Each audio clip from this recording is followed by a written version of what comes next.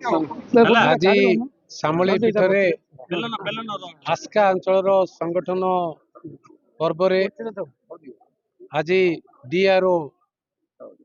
तथा गंजाम जिलार नूतन सभापति सरोज सावत आज ना घोषणा कर विजय स्वाईंकर। विजय स्वाई जड़े पुरुषा नेता।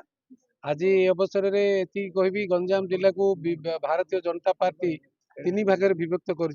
घुमसर आस्का ब्रह्मपुर गंजाम जिला ये तीन नीलमाधव पात्र घुमसर जिलार आस्कार विजय चंद्र स्वाई ब्रह्मपुर गंजाम रे सरोज सोमा सावत ये जो तीन जन को भार हाथ में भार दि जाइए आगामी दिन में गंजाम जिला को गोटे दुर्ग हिसाब से भारतीय जनता पार्टी प्रधानमंत्री मे 6 गस्त पर ओडिशा गोटे विपुल सफलता आसवा पर आ सरकार जो नुआ योजना प्रधानमंत्री दृष्टि तथा संगठन रे कर्मकर्ता कर्मी और जनसाधारण को एकत्रित करी आग को बढ़िया भारतीय जनता पार्टी संकल्प नहीं गंजाम जिला एक गोटे एंतुड़ी शाल खेल जोड़ा जो कहुए गंजाम जिला डेवलपमेंट हो आमर ऑर्गेनाइजेशन स्किल्स हो आमर परफॉर्मेंस हो गंजाम जिला एक एग्जांपल ही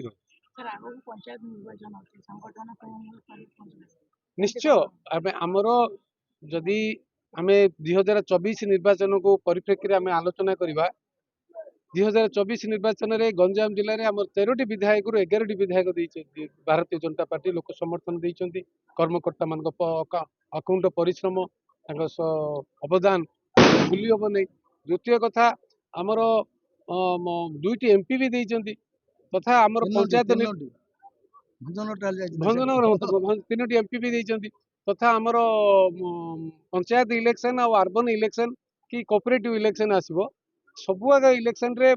आमर दलीय कर्मकर्ता जो उत्साह अच्छी बढ़ी सरकार कार्यक्रम आ